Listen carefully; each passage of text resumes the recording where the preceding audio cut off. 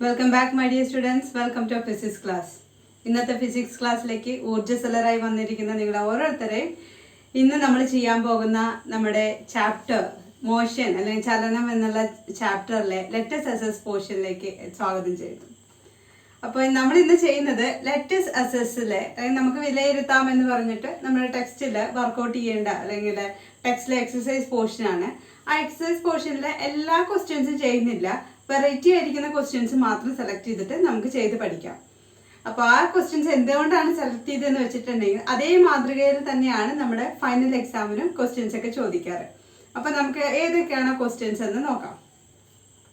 എൻ്റെ കയ്യിൽ text book ഉണ്ട്. ഞാൻ ടെക്സ്റ്റ് ബുക്ക് നോക്കിയിട്ടാണ് നമ്മുടെ ക്വസ്റ്റ്യൻസ് ഒക്കെ പറയുന്നത് കേട്ടോ. ഇപ്പൊ നമ്മുടെ ലെറ്റസ് അസസിലെ ഒരു ചോദ്യം ഉണ്ട്. നിശ്ചലാവസ്ഥയിൽ പുറപ്പെട്ട ഒരു ട്രെയിനിന്റെ പ്രവേഗം 5 മിനിറ്റ് കൊണ്ട് 72 km/h ആണെങ്കിൽ ത്വരണവും ആ സമയം കൊണ്ട് ട്രെയിൻ സഞ്ചരിച്ച ദൂരവും കണ്ടുപിടിക്കുക. നിശ്ചലാവസ്ഥയിൽ പുറപ്പെട്ടിരുന്ന ഒരു ട്രെയിനിന്റെ പ്രവേഗം 5 മിനിറ്റ് കൊണ്ട് 72 km/h ആയി എങ്കിൽ അതിന്റെ ത്വരണം, അതേപോലെ ട്രെയിൻ സഞ്ചരിച്ച ദൂരം കണ്ടെത്താൻ പറഞ്ഞിട്ടുണ്ട്. ചെയ്തു ഓക്കെ. ട്രെയിൻ സ്റ്റാർട്ട് ചെയ്തിട്ട് അത് പെർട്ടിക്കുലർ ഡിസ്റ്റൻസ് കവർ ചെയ്തു. അപ്പൊ നമ്മളടുത്ത് കണ്ടുപിടിക്കാൻ പറഞ്ഞിട്ടുള്ളത് ആ കവർ ചെയ്ത ഡിസ്റ്റൻസ് എത്രയെന്നും അതേപോലെ തന്നെ ആ ട്രെയിനിന്റെ ആക്സിലറേഷൻ എത്രയെന്നാണ് ചോദിച്ചിട്ടുള്ളത്. ത്വരണം തന്നെയാണ് ആക്സിലറേഷൻ എന്നറിയാലോ. അപ്പൊ നമുക്ക് ആദ്യം തന്നിട്ടുള്ള കാര്യങ്ങൾ എഴുതാം. തന്നിട്ടുള്ള കാര്യം ട്രെയിൻ സഞ്ചരിക്കാൻ അടുത്ത സമയം തന്നിട്ടുണ്ട് അല്ലെ. എത്ര സമയം തന്നിട്ടുള്ളത്? 5 മിനിറ്റ് ആണ്. 5 മിനിറ്റ് ആണ് നമ്മുടെ ട്രെയിനിന്റെ സമയം. അപ്പൊ ആ മിനിറ്റ് കൊണ്ട് അത് എടുത്തിട്ടുള്ള വെലോസിറ്റി അല്ലെങ്കിൽ അതിന്റെ സ്പീഡ് എത്രയാണ്? 72 km/h ആണ്. നമ്മളടുത്ത് ചോദിച്ചെന്താണ്? ആക്സിലറേഷൻ എത്രയാണ്, അതേപോലെ ഡിസ്റ്റൻസ് ട്രാവൽഡ് എത്രയാണ്. ഓക്കെ, ഈ രണ്ട് കാര്യങ്ങളാണ് ചോദിച്ചത്. അപ്പൊ നമ്മൾ നോട്ട് പുസ്തകത്തിൽ ഇതേപോലെ ക്വസ്റ്റ്യൻ വായിച്ചതിന് ശേഷം ക്വസ്റ്റ്യനുള്ള കണ്ടന്റുകളൊക്കെ എഴുതി വെക്കുക. ഒപ്പം തന്നെ അതിന്റെ യൂണിറ്റ്. പിന്നെ പ്രോബ്ലം ചെയ്യുമ്പോൾ നിങ്ങൾക്ക് അറിയാലോ, നമ്മളെല്ലാവരും SI യൂണിറ്റിലാണ് എഴുതേണ്ടത്. അപ്പൊ SI യൂണിറ്റിൽ എഴുതുമ്പോൾ ടൈമൊക്കെ സെക്കൻഡിൽ എഴുതണം, വെലോസിറ്റി ഒക്കെ മീറ്റർ/സെക്കൻഡിലും റെപ്രസെന്റ് ചെയ്യണം. അപ്പൊ നമുക്കിവിടെ തന്നിട്ടുള്ളത് 5 മിനിറ്റ് ആണ്. അപ്പൊ നമ്മൾ എന്ത് ചെയ്യണം? 5 മിനിറ്റിന് 5 സെക്കൻഡ് ആക്കി മാറ്റുക. എങ്ങനെ മാറ്റും? 5 മിനിറ്റിന് 5 സെക്കൻഡ് അല്ല കേട്ടോ, 5 മിനിറ്റ് എത്ര സെക്കൻഡ് ആണെന്ന് കണ്ടുപിടിക്കണം. അപ്പൊ നമ്മൾ എന്ത് ചെയ്യുക? 5 മിനിറ്റിന്റെ കൂടെ 60 സെക്കൻഡ് ഗുണിച്ചാൽ മാത്രം പോരെ. നമുക്ക് എന്താ കിട്ടുക? 300 സെക്കൻഡ് അല്ലേ. 300 സെക്കൻഡ് ആണ് നമ്മുടെ ട്രെയിൻ എടുത്ത സമയം. ഇനി അടുത്തതാണ് വെലോസിറ്റി അല്ലെങ്കിൽ സ്പീഡ് തന്നിട്ടുണ്ട്. 72 km/h. നമുക്കത് എന്താക്കി മാറ്റണം? മീറ്റർ/സെക്കൻഡ് ആക്കി മാറ്റണം. അപ്പോൾ നിങ്ങളെല്ലാവരും മനസ്സിലാക്കേണ്ട ഒരു കാര്യമാണ്, km/h നമ്മൾ മീറ്റർ/സെക്കൻഡിലേക്ക് ആക്കുകയാണെങ്കിൽ ഈ എന്താണോ km/h തന്നിട്ടുള്ളത് അതിൻ്റെ കൂടെ നിങ്ങൾ 5/18 ഗുണിക്കുക. ഓക്കെ. അപ്പൊ എന്താണ് km/s തന്നിട്ടുള്ളത് അതിൻ്റെ കൂടെ 5/18 കൊണ്ട് ഗുണിച്ചിട്ടുണ്ടെങ്കിൽ നമുക്ക് ആ ഒരു വാല്യൂ മീറ്റർ/സെക്കൻഡിൽ കിട്ടും. ഓക്കെ, ആ ഒരു വാല്യൂ മീറ്റർ/സെക്കൻഡിൽ കിട്ടും. ഈ ഒരു കൺവേർഷൻ ഓർത്തിരിക്കുക കേട്ടോ. km/s മീറ്റർ/സെക്കൻഡിലേക്ക് കൺവേർട്ട് ചെയ്യുമ്പോൾ 5/18 കൊണ്ട് ഗുണിച്ചാൽ മതി. ഇപ്പൊ ഇവിടെ 72 km/h ആണ്. അപ്പൊ മീറ്റർ/സെക്കൻഡിലേക്ക് ആക്കുമ്പോൾ എന്ത് ചെയ്യും? 72 × 5/18 അല്ലേ. അപ്പൊ 18ന്റെ മൾട്ടിപ്ലിക്കേഷൻ നിങ്ങൾക്ക് അറിയുമെങ്കിൽ ഓക്കെ, അല്ലെങ്കിൽ 9 കൊണ്ടോ 2 കൊണ്ടോ ഒക്കെ ഡിവൈഡ് ചെയ്തിട്ട് ചെയ്യാം. അപ്പൊ ഇവിടെ എന്തായാലും 4 കൊണ്ട് മൾട്ടിപ്ലൈ ചെയ്യാൻ പറ്റും. സോ ഡിവൈഡ് ചെയ്യാൻ പറ്റും. So answer is 20 metre second. Okay, അപ്പൊ 20 മീറ്റർ/സെക്കൻഡിലാണ് നമ്മുടെ ട്രെയിൻ സഞ്ചരിച്ചത്. ഇനി നമ്മുടെ ക്വസ്റ്റ്യനിൽ തന്നിട്ടുണ്ട് നിശ്ചലാവസ്ഥയിൽ ഉണ്ടായ ട്രെയിൻ അല്ലെങ്കിൽ train starting from is rest ആണ് പറഞ്ഞിട്ടുള്ളത്. അപ്പൊ ഇനീഷ്യൽ വെലോസിറ്റി നമുക്ക് എങ്ങനെ എഴുതാം? 0 മീറ്റർ/സെക്കൻഡ് ആയിട്ട് എഴുതാം അല്ലേ. ഇനി നമുക്ക് കണ്ടെത്തേണ്ടത് എന്താണ്? ആക്സിലറേഷൻ ആണ്. ആക്സിലറേഷൻ കണ്ടെത്താൻ നമ്മൾ ഒന്നാം ചലന സമവാക്യം ഉപയോഗിക്കും. First equation of motion v - u/t. Okay, v - u/t ഉപയോഗിച്ചു. ഇനി അതിൽ വാല്യൂസ് സബ്സ്റ്റിറ്റ്യൂട്ട് ചെയ്യാം. v എത്രയാണ്? 20, u എത്രയാണ്? 0, t ടി എത്രയാണ്? 300. ഓക്കെ, 300 കിട്ടി. ഇനി എന്ത് ചെയ്യാം?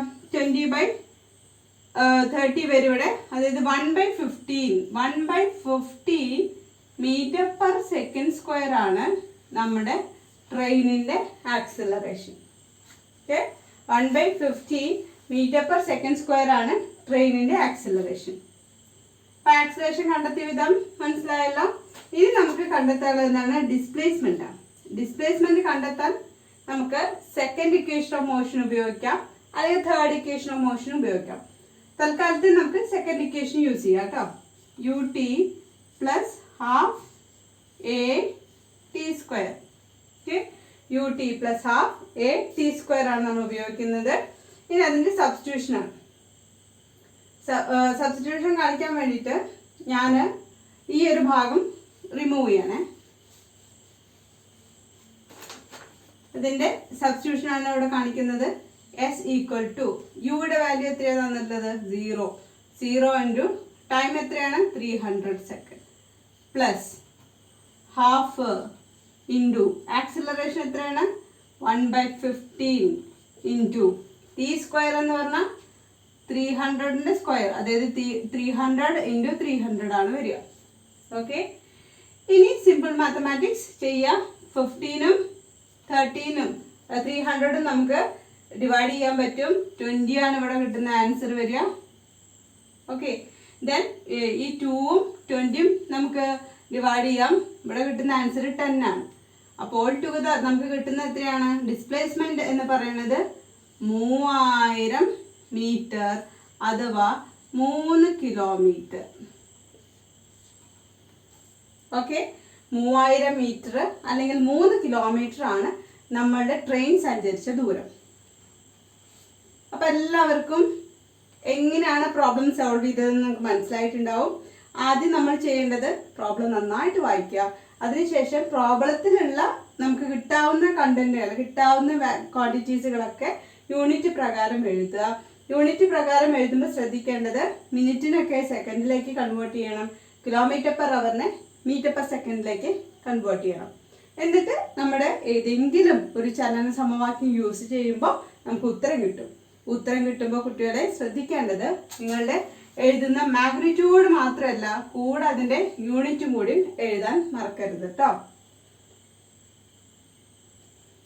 ഇതിലൊരു കാര്യം കൂടി ഞാൻ ഉൾപ്പെടുത്തട്ടെ. നമ്മളിപ്പോൾ ഇതിൽ മീറ്റർ പെർ സെക്കൻഡ് കൺവേർഷൻ ആണ് പറഞ്ഞത് അല്ലേ. ഇപ്പോൾ കിലോമീറ്റർ പെർ അവറിനെ മീറ്റർ പെർ സെക്കൻഡിലേക്ക് കൺവേർട്ട് ചെയ്തു നമ്മൾ അല്ലേ. 5/18 കൊണ്ട് മൾട്ടിപ്ലൈ ചെയ്തിട്ടാണ് കൺവേർട്ട് ചെയ്തത്. അതേപോലെ മീറ്റർ പെർ സെക്കൻഡിനെ കിലോമീറ്റർ പെർ അവറിലേക്ക് കൺവേർട്ട് ചെയ്യണമെങ്കിൽ നിങ്ങൾ 18/5 കൊണ്ട് മൾട്ടിപ്ലൈ ചെയ്താൽ മതി കേട്ടോ. മീറ്റർ പെർ സെക്കൻഡിലുള്ള ക്വാണ്ടിറ്റീനെ 18/5 കൊണ്ട് മൾട്ടിപ്ലൈ ചെയ്യുക. ദെൻ നമുക്ക് ആ ഉത്തരം കിലോമീറ്റർ പെർ അവറിൽ കിട്ടും. അപ്പോൾ ഈ ഒരു കൺവേർഷൻ നിങ്ങൾ എടുത്ത് എഴുതി പഠിക്കുക കേട്ടോ. ഇത് എടുത്ത് എഴുതി പഠിക്കുക. It is very useful. Okay, thank you. അപ്പോൾ കുട്ടികളെ നമ്മുടെ സെക്കൻഡ് പ്രോബ്ലത്തിലേക്ക് കിടക്കാം കേട്ടോ. ലെറ്റസ് അസസിലെ നമ്മുടെ സെക്കൻഡ് പ്രോബ്ലം ആണ്. സെക്കൻഡ് പ്രോബ്ലം എന്ന് പറഞ്ഞാൽ ടെക്സ്റ്റിലെ 6ാമത്തെ പ്രോബ്ലം ആണ് കേട്ടോ. അപ്പോൾ ആ പ്രോബ്ലമാണ് നമ്മൾ ഡിസ്കസ് ചെയ്യാൻ പോകുന്നത്.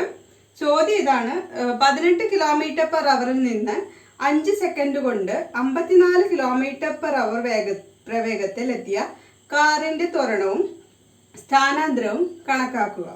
നിങ്ങൾക്ക് മനസ്സിലായോ? 18 കിലോമീറ്റർ പെർ അവറിൽ നിന്ന് ഒരു കാറ് യാത്ര തുടരാണ്. അങ്ങനെ യാത്രയിലാണ്. ഇതാണ് നമ്മുടെ കാറ്. ഓക്കെ, ഈ കാറിന്റെ വേഗത എന്ന് പറയണമെങ്കിൽ വെലോസിറ്റി എത്രയാണ്? 18 kilometre per hour, 18 kilometre per hour.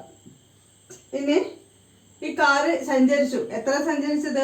5 second കൊണ്ട് ആ കാറിന്റെ പ്രവേഗം എന്ന് പറയുന്നത് എത്രയും മാറി? പ്രവേഗം എത്രയും മാറി എന്ന് പറഞ്ഞത് 54 കിലോമീറ്റർ പെർ അവർ ആയിട്ട് മാറി. ഓക്കെ, എങ്കിൽ ഈ കാറിനുണ്ടായിട്ടുള്ള ആക്സിലറേഷൻ എത്രയാണ്? അതേപോലെ തന്നെ ഈ കാറിനുണ്ടായിട്ടുള്ള ഡിസ്പ്ലേസ്മെന്റ്, സ്ഥാനാന്തരം എത്രയാണ് എന്നാണ് ചോദ്യം. 9ാം ക്ലാസ്സിൽ ഈ ചോദ്യം മനസ്സിലാവാത്ത കുട്ടികൾ ഉണ്ടാവില്ല. ഇനി ഉണ്ടെങ്കിൽ തന്നെ ഒന്ന് ശ്രദ്ധിച്ച് വായിച്ചാൽ തന്നെ നിങ്ങൾക്കത് ഈസി ആയിട്ട് മനസ്സിലാവും കേട്ടോ. അപ്പൊ കാറിന്റെ പ്രവേഗങ്ങൾ തന്നിട്ടുണ്ട് അല്ലെ. അപ്പൊ പ്രവേഗത്തിൽ വരുന്ന മാറ്റമാണ് ആക്സിലറേഷൻ എന്ന് ഏത് കുട്ടിക്കും അറിയാം അല്ലെ. അപ്പൊ ആദ്യം നമുക്ക് ചോദിച്ച ചോദ്യത്തിലേക്ക് കിടക്കാം. ആക്സിലറേഷൻ അറിയണം. ആക്സിലറേഷൻ എന്ന് പറഞ്ഞിട്ടുണ്ടെങ്കിൽ എന്താണ്? v-u/t ആണ് എന്ന് നമുക്കറിയാം. അതാണ് കണ്ടുപിടിക്കേണ്ടത്.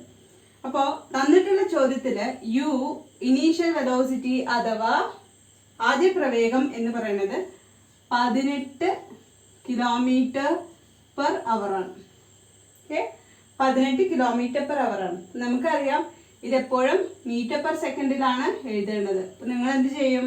18ന്റെ കൂടെ 5/18 ഗുണിക്കുക.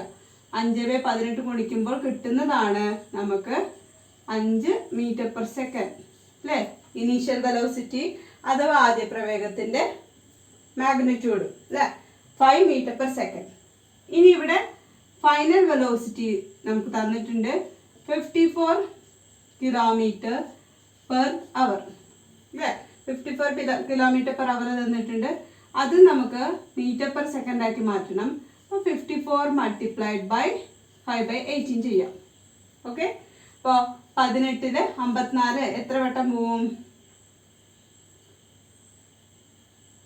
3 വട്ടം പോവും അല്ലേ. അപ്പൊ നമ്മൾ ഉത്തരം എന്ന് പറഞ്ഞാൽ ഇവിടെ 15 m/s അല്ലേ.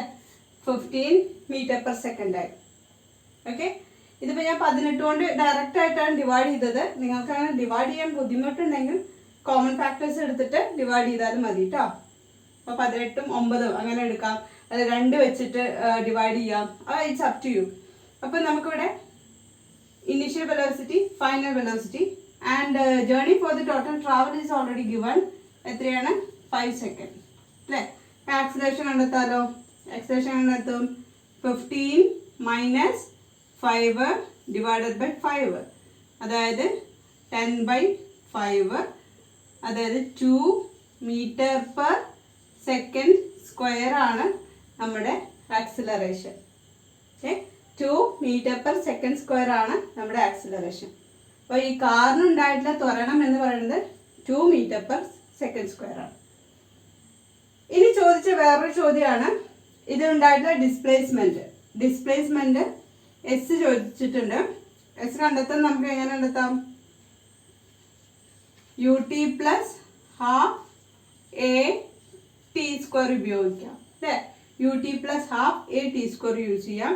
ഇവിടെ u എന്ന് പറയുന്നത് എത്രയാണ്? 5 ആണ്. മൾട്ടിപ്ലൈഡ് ബൈ ടൈം 5 ആണ്. Then plus half into a എന്ന് പറഞ്ഞത് 2 ആണ്. ടൈം എന്ന് പറഞ്ഞത് ഇവിടെ അഗൈൻ 25 ആണ്. t² അല്ലേ. അപ്പോൾ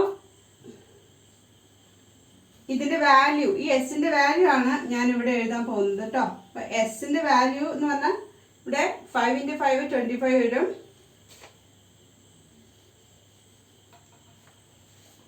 അഞ്ച് ഇൻറ്റു 5 പറഞ്ഞാൽ 25 ആണ്.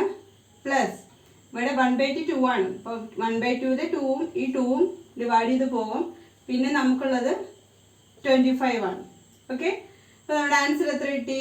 15 കിട്ടി അല്ലേ. 50 മീറ്റർ ആണ് നമ്മുടെ കാറ് സഞ്ചരിച്ച ദൂരം. ഇത്രയും 50 മീറ്റർ എടുത്തു നമ്മുടെ കാറ് സഞ്ചരിക്കാൻ. ഈ 50 മീറ്റർ കവർ ചെയ്യുന്ന സമയത്ത് കാറിനുണ്ടായി ത്വരണം എന്ന് പറയുന്നത് 2 m/s ആണ്.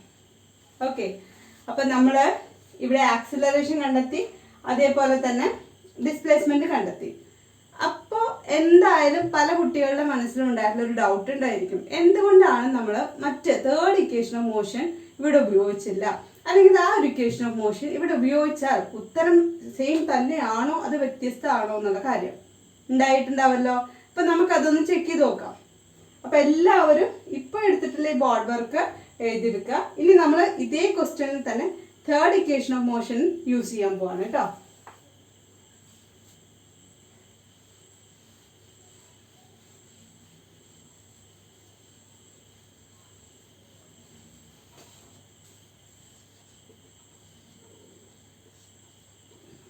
തേർഡ് ഇക്വേഷൻ ഓഫ് മോഷൻ എന്താണ്? v² = u² + 2as.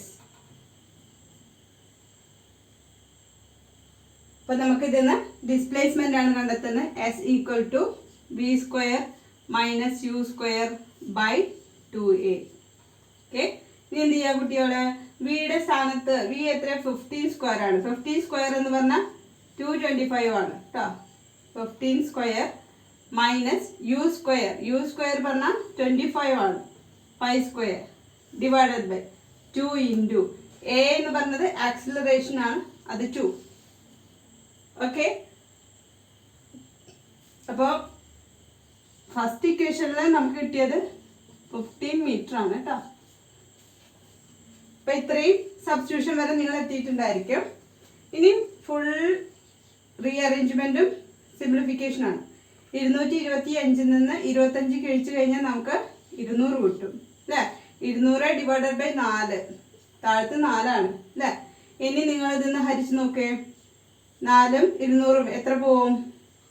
50 അല്ലേ, 50 മീറ്റർ. ഓക്കെ, എന്തെങ്കിലും വ്യത്യാസം ഉണ്ടോ? രണ്ടാമത് എടുത്ത ഇക്വേഷനും ഒന്നാമത് നമ്മൾ എടുത്ത ഇക്വേഷൻ തമ്മിൽ എന്തെങ്കിലും വ്യത്യാസം ഉണ്ടോ? ഇല്ല അല്ലേ. നമുക്കപ്പം ഇക്വേഷനും മോഷനിൽ ചില കണ്ടീഷൻസ് ഉണ്ട് കേട്ടോ, ആ ഏത് ഇക്വേഷൻ എടുക്കണം എന്നുള്ളത്. അതെന്തായാലും ഇപ്പോൾ ഡീറ്റെയിൽ ആയിട്ട് നമ്മൾ പറയുന്നില്ല. എങ്കിലും പറയാണ്, രണ്ട് ഡിസ്പ്ലേസ്മെന്റ് ഇക്വേഷൻസ് എടുത്ത് കഴിഞ്ഞിട്ടുണ്ടെങ്കിൽ പോലും രണ്ടിലും കിട്ടുന്ന ഉത്തരം സെയിം തന്നെ ആയിരിക്കും. അപ്പോൾ ഇത് പൊതുവേ നമ്മൾ എൻ്റെ ഒരു കാൽക്കുലേഷൻ പറയുകയാണെങ്കിൽ ഇത് പൊതുവേ നമ്മൾ സ്കിപ്പ് ചെയ്യുന്നത് എന്താ വെച്ചിട്ടുണ്ടെങ്കിൽ ഇവിടെ സ്ക്വയറിങ് വരും, വി സ്ക്വയർ വരും, യു സ്ക്വയർ ഒക്കെ വരും. അപ്പോൾ അത് പൊതുവേ നിങ്ങൾക്കത് ബുദ്ധിമുട്ടായിട്ട് വരാൻ ചാൻസ് ഉണ്ട്. ഈസി ആകുന്ന കുട്ടികളുണ്ടായിരിക്കും. പക്ഷെ എന്നാലും ഇപ്പോൾ ഇതേപോലെ 15 സ്ക്വയർ 16 സ്ക്വയർ എന്നൊക്കെ പറയുമ്പോൾ അതിന് മുകളിലൊക്കെ നിങ്ങൾക്ക് ഒരുപാട് സമയം സ്പെൻഡ് ചെയ്യേണ്ടി വരും. അപ്പോൾ അങ്ങനെയൊന്നും ഇല്ലാണ്ട് എളുപ്പത്തിൽ കിട്ടാൻ പറ്റുന്ന ഇക്വേഷനാണ് S equal to U T plus half A T square. ആ ഇക്വേഷൻ യൂസ് ചെയ്ത് കഴിഞ്ഞിട്ടുണ്ടെങ്കിൽ നിങ്ങൾക്ക് ഈ ഉത്തരം കറക്റ്റായിട്ട് കിട്ടും. ഓക്കെ, ഇങ്ങനെ കണ്ടുപിടിച്ചാലും ഓക്കെയാണ്, മറ്റതും ഓക്കെയാണ്. Okay, thank you. ഓക്കെ കുട്ടികളെ, ഇനി നമ്മൾ ചെയ്യുന്നത് നമ്മൾ ലെറ്റസ് എസ്എസിലെ ഏറ്റവും ലാസ്റ്റത്തെ തുടർ പ്രവർത്തനങ്ങൾ എന്നുള്ള ഭാഗത്തിലെ ഒരു ചോദ്യമാണ്. നല്ലൊരു ചോദ്യമാണ്, എല്ലാ കുട്ടികളും ശ്രദ്ധിക്കേണ്ട ഒരു ചോദ്യമാണ്. കാരണം ചെറിയൊരു ട്വിസ്റ്റ് ഈ ഒരു ചോദ്യത്തിലുണ്ട്, വളരെ ഇൻട്രസ്റ്റിംഗ് ആയിട്ടുള്ള ചോദ്യമാണ്. ചോദ്യത്തിൽ ഇതാണ്, നമുക്ക് ഡിസ്റ്റൻസും ടൈമും ടൈമുള്ള ഗ്രാഫ് തന്നിട്ടുണ്ട്. നമ്മളെടുത്ത് വരയ്ക്കാൻ പറഞ്ഞിട്ടുള്ളത് വെലോസിറ്റി ടൈം ഗ്രാഫാണ്. മോർ ഓവർ ഈ ഗ്രാഫിന്റെ പ്രത്യേകതകളൊക്കെ എന്തൊക്കെയാണെന്നും കൂടി ചോദിച്ചിട്ടുണ്ട്. അപ്പൊ നമുക്ക് തന്നിട്ടുള്ളത് ഡിസ്റ്റൻസ് ടൈം ഗ്രാഫാണ്. അതിൽ നിന്ന് വെലോസിറ്റി ടൈം ഗ്രാഫ് കണ്ടെത്താനാണ് പറഞ്ഞിട്ടുള്ളത്. എങ്ങനെ കണ്ടെത്തും? ഇവിടെ വരച്ചിട്ടുള്ള ഗ്രാഫ് നിങ്ങൾ വരച്ചെടുക്കുമ്പോൾ ഗ്രാഫ് പേപ്പറിൽ വരയ്ക്കുക. അതാണ് കുറച്ചും കൂടി എളുപ്പം കേട്ടോ. കുറച്ചും കൂടി കറക്റ്റായിട്ട് നിങ്ങൾക്ക് ആ അളവുകളൊക്കെ കൃത്യമായിട്ട് കിട്ടും. ഇവിടെ ആകുമ്പോൾ ഫുൾ അപ്രോക്സിമേഷൻ ആയിരിക്കും ഞാൻ എടുക്കുക.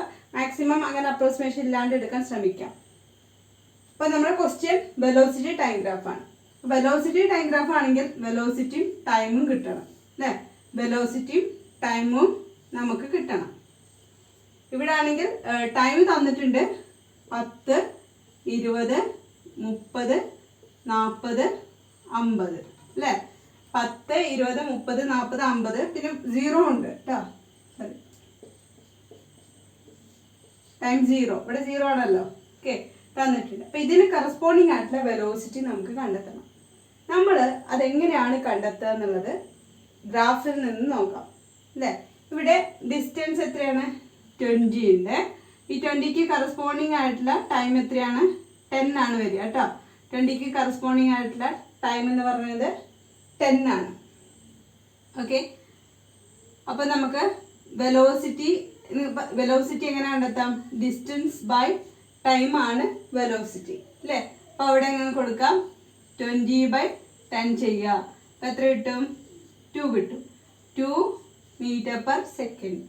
അപ്പോൾ നമ്മുടെ ആദ്യത്തെ 10 എന്നുള്ള സെക്കൻഡിൽ ഉണ്ടാകുന്ന വെലോസിറ്റി എന്ന് പറയുന്നത് എത്രയാണ്? 2 മീറ്റർ പെർ സെക്കൻഡ് ആണ്. 0ൽ 0 തന്നെ. ഓക്കെ, ഇനി അടുത്ത ടൈം എടുക്കാം. അടുത്ത ടൈം എന്ന് പറഞ്ഞാൽ ഏതാണ്? 20 അല്ലേ. അപ്പോൾ 20ക്ക് കറസ്പോണ്ടിങ് ആയിട്ടുള്ള ഡിസ്റ്റൻസ് നിങ്ങൾ മെഷർ ചെയ്യുക. അത് നമ്മളുടെ സ്കെയിൽ യൂസ് ചെയ്തിട്ട് വേണം മെഷർ ചെയ്യാൻ. സ്കെയിൽ യൂസ് ചെയ്ത് മെഷർ ചെയ്യുമ്പോൾ നിങ്ങൾക്ക് കിട്ടും 40ൽ തന്നെയാണ് ആ ലൈൻ കോയിൻസൈഡ് ചെയ്യുന്നത് അല്ലേ. അപ്പോൾ 20ന്ന് ഒരു ലൈൻ വരയ്ക്കുക നമ്മുടെ ഈ ഒരു ഗ്രാഫിലേക്ക്. അതേപോലെ 40ന്നും ഒരു ലൈൻ വരയ്ക്കുക അതേ ഗ്രാഫിലേക്ക്. എവിടെയാണോ കൂട്ടിമുട്ടുന്നത് ശ്രദ്ധിക്കുക. ഓക്കെ, ആ പോയിന്റിൽ നിന്നാണ് നമ്മൾ വെലോസിറ്റി കണ്ടെത്തുന്നത്. അപ്പോൾ ഇവിടെ സെക്കൻഡ് വെലോസിറ്റി എന്ന് പറയുന്നത് 40/20 ആണ്. 40/20 again എത്രയാണ്? 2 മീറ്റർ പെർ സെക്കൻഡ്.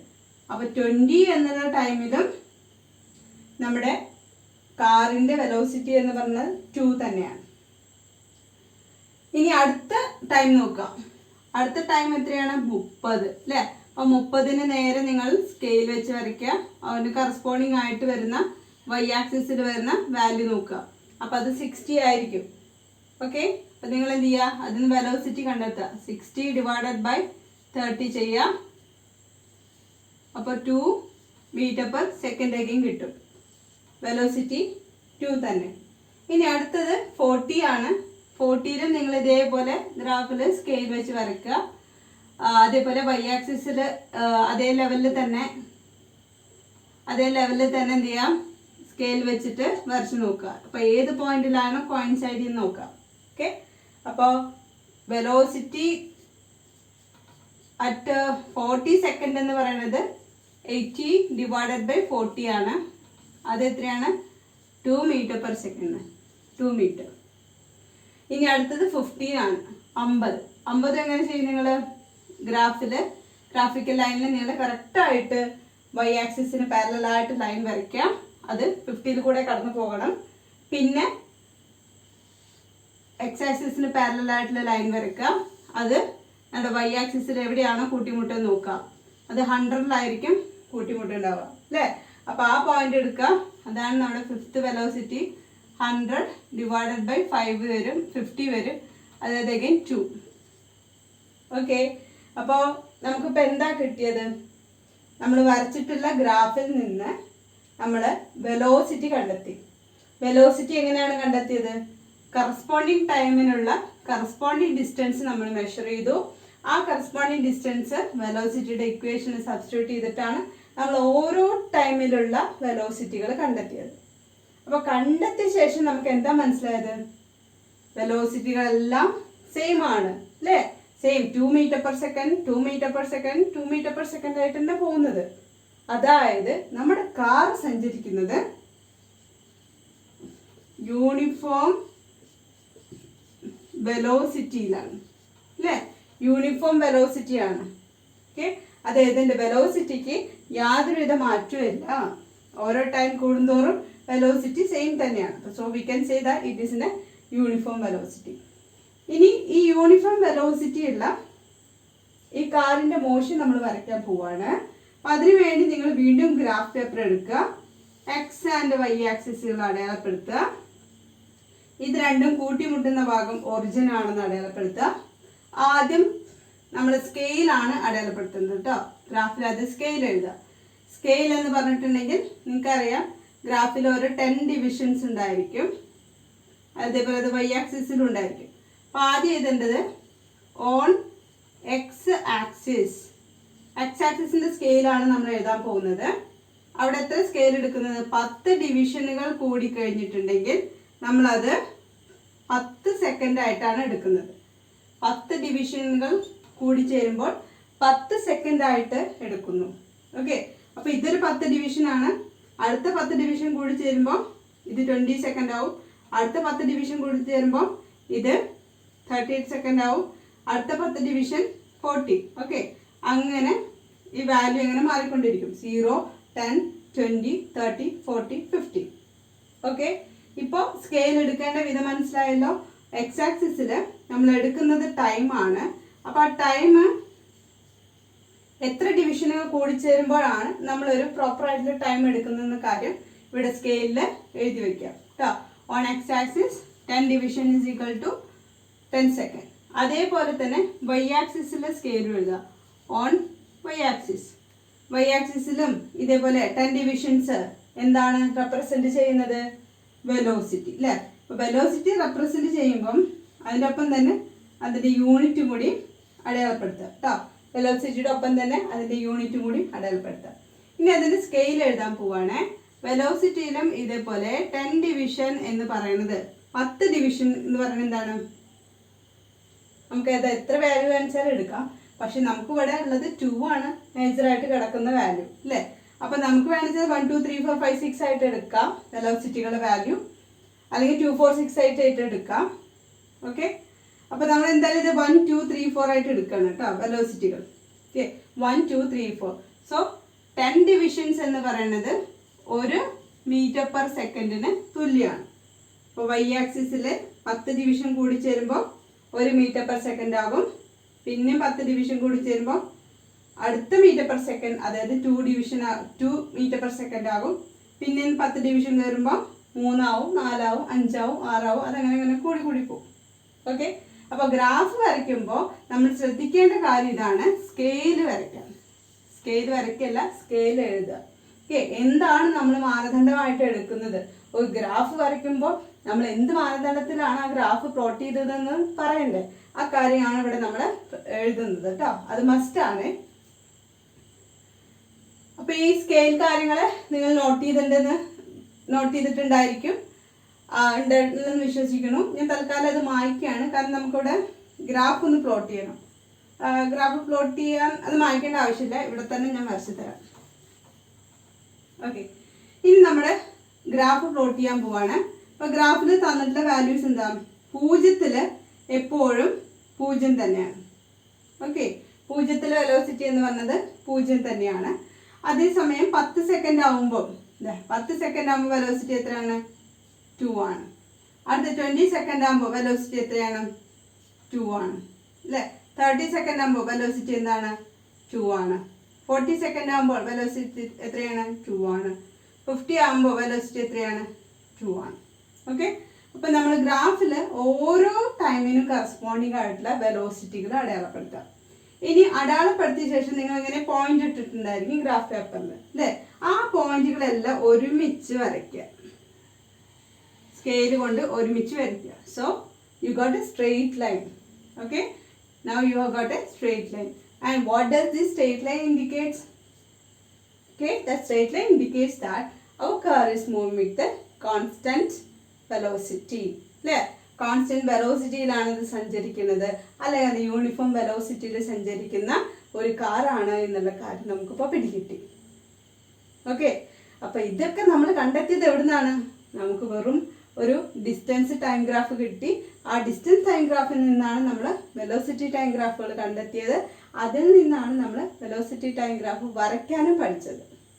അപ്പോൾ ഇതിൻ്റെയൊക്കെ വേരിയസ് സിറ്റുവേഷൻ അല്ലെ വേരിയസ് കണ്ടീഷനും അതൊക്കെ എങ്ങനെ കണ്ടുപിടിക്കാമെന്ന് ഡീറ്റെയിൽ ആയിട്ട് പറഞ്ഞിട്ടുണ്ട്. ശ്രദ്ധിച്ച് നിങ്ങൾ ക്ലാസ് അറ്റൻഡ് ചെയ്തിട്ടുണ്ടെങ്കിൽ നിങ്ങൾക്ക് നന്നായിട്ട് കിട്ടിയിട്ടുണ്ടായിരിക്കും. ഓക്കെ, ഇനി ഇതിൽ പറയാവുന്നൊരു കാര്യമാണ്, ഈ ഒരു ഗ്രാഫ് തന്നെ നമുക്ക് നോക്കിക്കഴിഞ്ഞാൽ അറിയാം. ഇവിടെ എന്ന് പറയുന്നത് എന്താണ്? ഡിസ്റ്റൻസ് ടൈം എന്ന് പറഞ്ഞത് സ്ട്രെയിറ്റ് ലൈൻ തന്നെയാണ് അല്ലേ. സ്ട്രെയിറ്റ് ലൈൻ തന്നെയാണ്. സ്ട്രെയിറ്റ് ലൈൻ ആണെങ്കിൽ ഓഫ് കോഴ്സ് അതെന്താണ്? യൂണിഫോം മോഷൻ ആണ്. ഒരു യൂണിഫോം മോഷൻ ആണ് എന്നുള്ള കാര്യം നിങ്ങൾക്ക് എല്ലാവർക്കും പിടികിട്ടിയിട്ടുണ്ടായിരിക്കും. അപ്പോൾ ആ ഒരു ഐഡിയ യൂസ് ചെയ്തിട്ടും വേണമെങ്കിൽ നമുക്ക് ഈ ഒരു വെലോസിറ്റി ടൈം ഗ്രാഫിനെ പ്രവചിക്കാവുന്നതാണ് കേട്ടോ. അപ്പോൾ എല്ലാ കുട്ടികളും ഈ ഒരു ക്വസ്റ്റ്യൻ കരുതിയിരിക്കുക. വളരെ ഇൻട്രസ്റ്റിംഗ് ആണ്. കുറച്ച് ശ്രദ്ധിച്ചാൽ വളരെ നന്നായിട്ട് നിങ്ങൾക്ക് ചെയ്യാൻ പറ്റും. Thank you. ചോദ്യത്തിലേക്ക് കിടക്കാം. ചോദ്യത്തിൽ പറഞ്ഞിട്ടുള്ളത് ഈ ഒരു വസ്തുവിൻ്റെ ചലനം സമചലനമാണോ അസമചലനമാണോ എന്ന്, യൂണിഫോം മോഷനാണോ നോൺ യൂണിഫോം മോഷനാണോ. അപ്പോൾ നമ്മളിത് ഒബ്സർവ് ചെയ്യുകയാണെങ്കിൽ നമ്മുടെ കാറ് സഞ്ചരിച്ചിട്ടുള്ള വെലോസിറ്റിയും അതേപോലെ ടൈം റിലേറ്റ് ചെയ്തിട്ടുള്ള ഗ്രാഫ് നിങ്ങൾ കംപ്ലീറ്റ് ആയിട്ട് ഒബ്സർവ് ചെയ്തിട്ടുണ്ടെങ്കിൽ അറിയാം ഇത് എന്തായാലും ഒരു സ്ട്രെയിറ്റ് ലൈൻ ഗ്രാഫ് അല്ല. ഇവിടെ എന്തുണ്ട്? കർവുകളുണ്ട് അല്ലേ. ഒരു അപ്പ് സൈഡും പിന്നെ ഒരു ഡൗൺ സൈഡും കാണിക്കുന്നുണ്ട്. അപ്പോൾ സർട്ടൺലി നമുക്ക് ആദ്യത്തെ ഉത്തരം എഴുതാം, ഇറ്റ് ഈസ്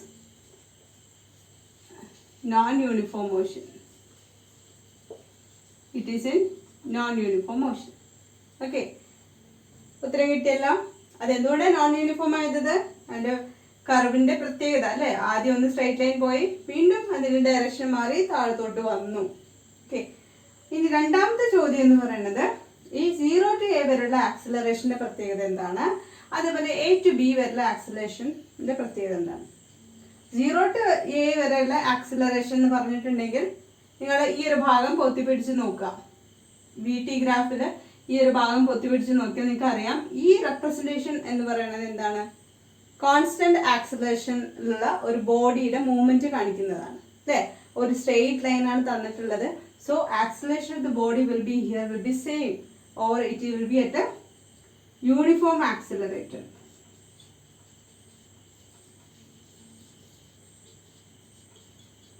അത് യൂണിഫോം ആക്സിലറേഷൻ ഉള്ളതാണ്. ഇനി നമ്മുടെ ഗ്രാഫിന്റെ സെക്കൻഡ് പോർഷൻ, അതായത് എ ടു ബിയിലുള്ള ആക്സിലറേഷൻ ആണ് ചോദിച്ചത്. ആ ആക്സിലറേഷന്റെ പ്രത്യേകത എന്താണ്? താഴോട്ട്, അതായത് നമ്മുടെ കാറ് ഏതാണ്ട് സ്റ്റോപ്പ് ചെയ്യാൻ പോണ മാതിരി, അല്ലെങ്കിൽ അതിന്റെ വെലോസിറ്റി റെഡ്യൂസ് ചെയ്ത് കൊണ്ടുവരികയാണ് അല്ലേ. വേണമെങ്കിൽ നമുക്ക് ഈ ഒരു ഭാഗത്തിനെ റിട്ടാർഡേഷൻ പോർഷൻ എന്ന് പറയാം. റിട്ടാർഡേഷൻ അത് ആക്സിലറേഷൻ ഓപ്പോസിറ്റ് ആണ്, റിട്ടാർഡേഷൻ അല്ലെങ്കിൽ ഡിസലറേഷൻ. ഓക്കെ, ഇവിടെ എന്താണ് ആക്സിലറേഷൻ, നമ്മൾ വെലോസിറ്റി നമ്മൾ കുറച്ച് കൊണ്ടുവരികയാണ്. Okay, and that case also ഇവിടെ ആക്സിലറേഷൻ എന്തെങ്കിലും വ്യത്യാസം ഉണ്ടോ? ഇല്ല അല്ലേ. ഇവിടെ ഒരു ആക്സിലറേഷൻ വ്യത്യാസം ഇല്ല. ഇവിടെ നമ്മുടെ ബോഡിക്ക് ഉണ്ടാവുന്ന ആക്സിലറേഷൻ കോൺസ്റ്റന്റ് തന്നെയാണ്. അപ്പൊ രണ്ടാമത്തെ കേസിലും അത് യൂണിഫോം ആക്സിലറേഷൻ തന്നെയാണ്. എ ടു ബിയിലും ബോഡി സഞ്ചരിക്കുന്നത് യൂണിഫോം ആക്സിലറേഷൻ തന്നെയാണ്. ഓക്കെ,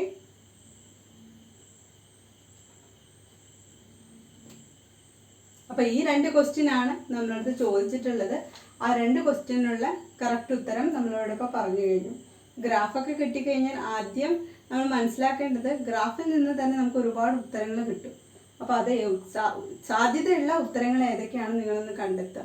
വെലോസിറ്റി ടൈം ഗ്രാഫ് ആണെങ്കിൽ അവിടെ ആക്സിലറേഷനെ കുറിച്ചിട്ടുള്ള ഉത്തരങ്ങൾ കിട്ടാം. അതേപോലെ ഡിസലറേഷൻ, ഇങ്ങനെ താഴോട്ട് വരയ്ക്കുന്ന ഗ്രാഫുകളാണെങ്കിൽ അത് ഡിസലറേഷൻ ഗ്രാഫുകളാവാം. പിന്നെ അതേപോലെ നോൺ യൂണിഫോം മോഷനെ കാണിക്കാം, അല്ലെങ്കിൽ യൂണിഫോം മോഷനെ കാണിക്കുന്ന ഗ്രാഫുകൾ കിട്ടും. ഓക്കെ, ഇതിൽ നിന്നൊക്കെ നമുക്ക് നമ്മുടെ കറക്റ്റ് ചോദിക്കുന്ന ചോദ്യത്തിലേക്കുള്ള എല്ലാ വഴികളും തരുന്നതാണ് നമ്മുടെ ഗ്രാഫുകൾ. അപ്പോൾ ഗ്രാഫുകളായിട്ട് കൂടുതൽ കമ്പനി ആവാം. ലെറ്റസ് അസസിലെ ഒരുവിധം പ്രോബ്ലംസ് ഒക്കെ നമ്മളിപ്പം സോൾവ് ചെയ്ത് കഴിഞ്ഞിട്ടുണ്ട്. നിങ്ങൾ ചെയ്യേണ്ടത് ഇത്ര മാത്രമാണ്, സോൾവ് ചെയ്ത് തന്നിട്ടുള്ള പ്രോബ്ലംസ് റിപ്പീറ്റായിട്ട് നിങ്ങൾ എഴുതി പഠിക്കുക. ഓക്കെ, റിപ്പീറ്റായിട്ട് എഴുതി പഠിക്കുക. എഴുതി പഠിക്കുമ്പോഴാണ് ഇക്കാര്യങ്ങളൊക്കെ നമ്മുടെ തലയിൽ നന്നായിട്ട് കയറുള്ളൂ. അപ്പോൾ ഒരു മടി കൂടാതെ നിങ്ങൾ ഇതൊക്കെ എഴുതി പഠിക്കുക. അടുത്ത ക്ലാസ്സിലേക്ക് വരുമ്പോൾ നമുക്ക് പുതിയൊരു ചാപ്റ്ററുമായിട്ട് കാണാം. Thank you.